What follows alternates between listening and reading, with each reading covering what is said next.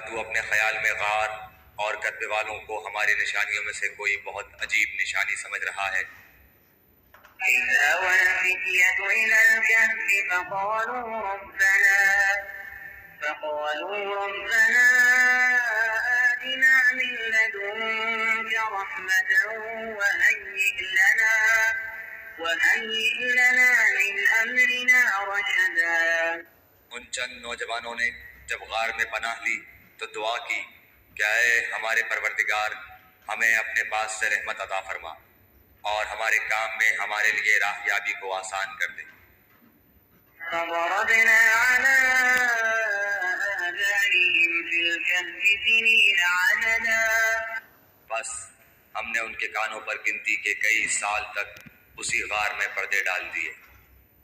ثم بعثناهم لنعلم أي الحزبين أحصى لما لبثوا أمدا۔ پھر ہم نے انہیں اٹھا کھڑا کیا کہ ہم یہ معلوم کر لیں کہ دونوں گروہ میں سے اس انتہائی مدت کو جو انہوں نے گزاری کس نے زیادہ یاد رکھی ہے۔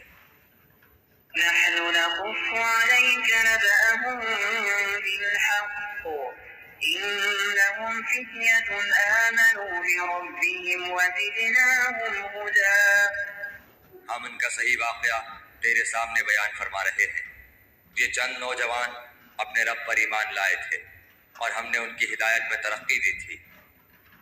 وربطنا على قلوبهم إذ قاموا فقالوا ربنا رب السماوات والأرض لن ندعو من دونه إلها لقد قلنا إذا شططا۔ ہم نے ان کے دل مضبوط کر دیے تھے جبکہ یہ اٹھ کھڑے ہوئے اور کہنے لگے کہ ہمارا پروردگار تو وہی ہے جو آسمان و زمین کا پروردگار ہے، ناممکن ہے کہ ہم اس کے سوا کسی اور معبود کو پکاریں۔ اگر ایسا کیا تو ہم نے نہایت ہی غلط بات کہی۔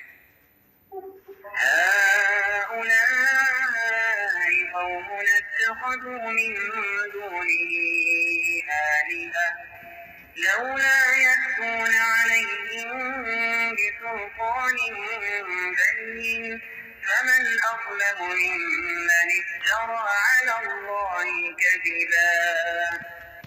یہ ہے ہماری قوم جس نے اس کے سوا اور معبود بنا رکھے ہیں، ان کی خدائی کی یہ کوئی صاف دلیل کیوں پیش نہیں کرتے؟ اللہ پر جھوٹ افطرا باندھنے والے سے زیادہ ظالم کون ہے؟ وَإِذِ اعْتَزَلْتُمُوهُمْ وَمَا يَعْبُدُونَ إِلَّا اللَّهَ فَأْوُوا إِلَى الْكَهْفِ يَنشُرْ لَكُمْ رَبُّكُم مِّن رَّحْمَتِهِ وَيُهَيِّئْ لَكُم مِّنْ أَمْرِكُم مِّرْفَقًا۔ جبکہ تم ان سے اور اللہ کے سوا ان کے اور معبودوں سے کنارہ کش ہو گئے تو اب تم کسی غار میں جا بیٹھو، تمہارا رب تم پر اپنی رحمت پھیلا دے گا اور تمہارے لیے تمہارے کام میں سہولت مہیا کر دے گا۔ وترى الشمس إذا طلعت تزاور عن كهفهم ذات اليمين وإذا غربت تقرضهم ذات الشمال وهم في فجوة منه ذلك من آيات الله من